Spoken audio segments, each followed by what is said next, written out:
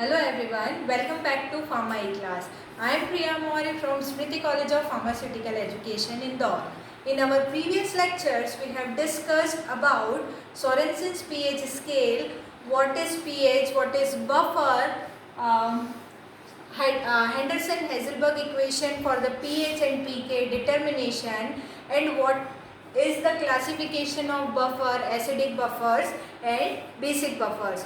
In today's lecture, we will discuss about buffer capacity, or we can also use a term that is called as buffer index. So, buffer capacity is defined as the resistance offered by the buffer in the change in pH on addition of small amount of acid, or we can say alkaline substances or base. So, it is denoted by beta. Buffer capacity basically denoted by the sign beta.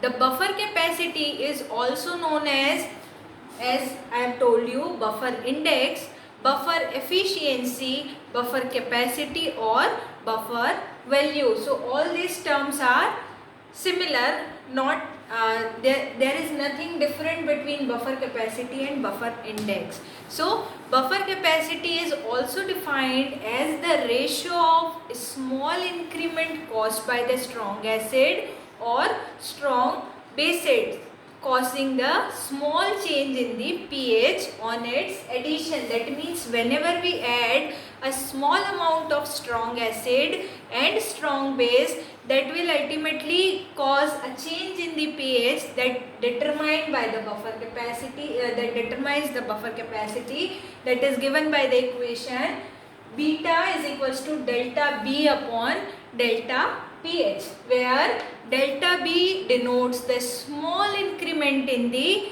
gram equivalents per liter of strong bases added to the buffer solution to produce a pH change of delta pH. Delta pH is the change in the pH and delta B is the equivalent amount of strong base added per liter to the buffer solution, that is denoted by delta B. So ultimately buffer capacity, that is beta, is equals to delta B upon delta pH. After this, if we talk about the calculation part of the buffer capacity, how we can calculate the buffer capacity. So you have to consider a system.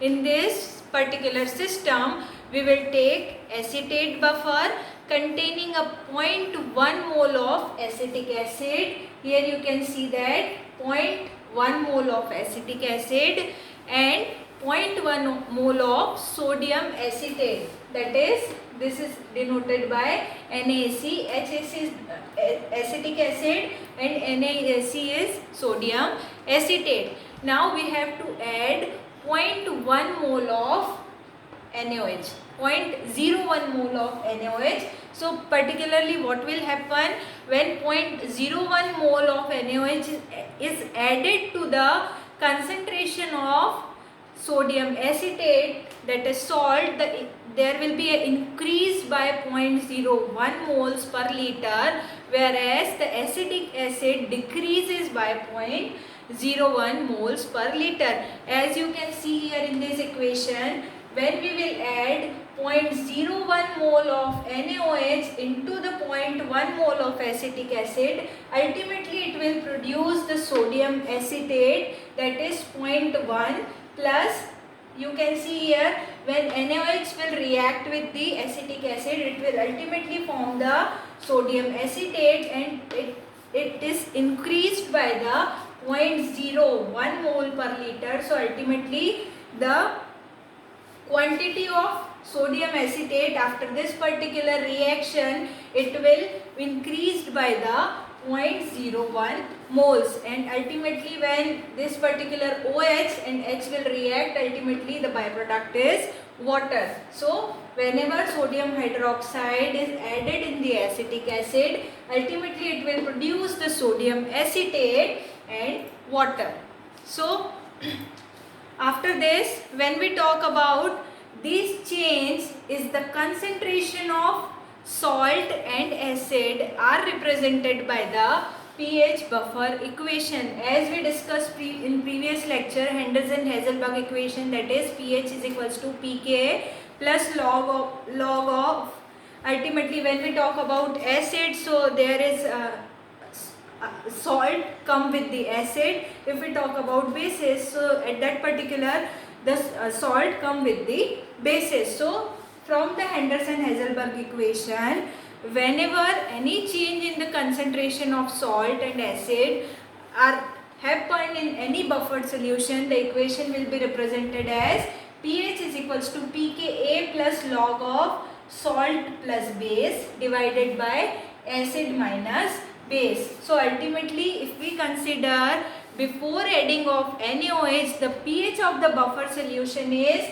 4.76. In this particular condition, the amount of salt added is 0.01. So salt plus base. So when we put all the values in this particular equation, ultimately the value of log 1 is equals to 0. So whenever we add 4.76 plus 0, so ultimately here the value of pH is equals to the value of pKa. So the buffer capacity decreases rapidly as we add the base and is greatest before adding the base, where salt upon acid is equals to 1. Whenever salt upon acid is equals to 1, then the buffer capacity decreases rapidly. The more exact equation for calculating the buffer capacity is given by this particular equation, where buffer capacity, that is delta B, is equals to 2.3 C Ka H3O positive, that is hydronium ion concentration, divided by Ka plus hydronium ion concentration whole square. So what is the denotion of Ka and H3O positive and Ca? Let's discuss. Here C represents the total buffer concentration, Ka is the dissociation constant, and H3O positive is hydronium ion concentration. So C, Ka and H3O positive, whenever we get the values of these three, ultimately we will find out the buffer capacity. So buffer capacity basically depends upon the two parameter. First one is the concentration of salt and acid present in any system. Apart from that, the concentration ratio of salt to the acid. That means what is the ratio of salt and acid present in any system, that will decide the buffer capacity of that particular system. After this, if we will talk about the application part of buffers in biological and pharmaceutical systems, so let's discuss one by one. If we talk about pharmaceutical applications of buffer in system, so these are the some applications of buffers in pharmaceutical system. First one is salicylic acid stored in a soft glass bottle. In this particular case, the sodium ion leaches out, combining with the salicylic acid to form the sodium salicylate and forming a buffer system, that is salicylic acid and sodium salicylate. This serves as a buffer, maintaining the pH, and the product remains stable. So from this particularly salicylic acid, ultimately it will react with the sodium ions and ultimately it will produce sodium salicylate. So in the combination of these two, salicylic acid and sodium salicylate, this will act as a buffer and makes the formulation more stable. The second example is ephedrine and ephedrine hydrochloride.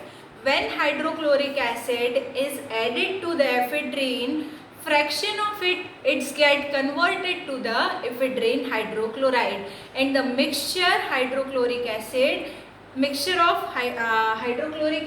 and ephedrine hydrochloride act as a buffer and resisting the change in the pH in the particular solution. So again here ephedrine hydrochloride and hydrochloric acid combinedly they will act as a buffer and prevent the solution from the degradation. The third example is boric acid.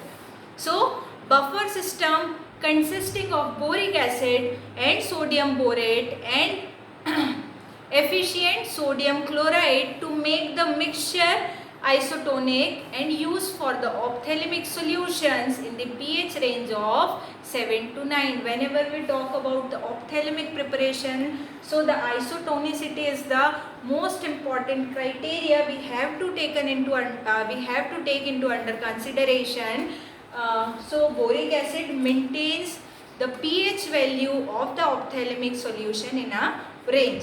After that, if we talk about isotonic solution, so mixture of salts of sodium benzoate or sodium phosphate with the pH value of 6 to 8, here the sodium chloride is added to make the solution isotonic with the body fluid. So this is about isotonic solution. These all is the application part of buffers in pharmaceutical system. If we talk about application part of buffers in biological system, so in vivo biological buffer system, the first example is blood. So maintaining the pH 7.4 by primary buffer in the plasma and secondary the hydrochloric. Whenever we talk about the system that maintains the pH of the blood, so what is the pH of blood? The pH of blood is 7.4 and the various parameters will make this particular pH and maintains the pH of blood at particular 7.4. Apart from that, if we talk about the components of the blood, that is plasma and erythrocytes. So when we talk about plasma, so plasma containing carbonic acid and bicarbonate and the sodium salts of phosphoric acid, this will act as a buffer. In case of erythrocytes, so hemoglobin and oxyhemoglobin, when it combines with the potassium salts of phosphoric acid, it will ultimately work as a buffered system. This is about blood, which maintains the pH at 7.4 pH. The second one is lacrimal fluid or tears. So our tears or lacrimal fluid have the pH value of about 7.4 and it is also termed as as we can discuss earlier, the boric acid act as a isotonic solution for various ophthalmic preparation as a buffered system. Apart from that, the last one is the urine. The normal adult urine has the pH of about 6.7 or to 6.5 and ultimately it may be as low as 4.5 or as high as 7.5 to 7.8. That means the normal urine pH is about 6, but it may vary from 4.5 to 7.5. So when the pH of the urine is below the normal value, the hydrogen ions are excreted by the kidney, and when the pH is above 7.4, the hydrogen ions are retained by the kidney, and by this mechanism the body will ultimately maintain the pH of the urine. Thank you.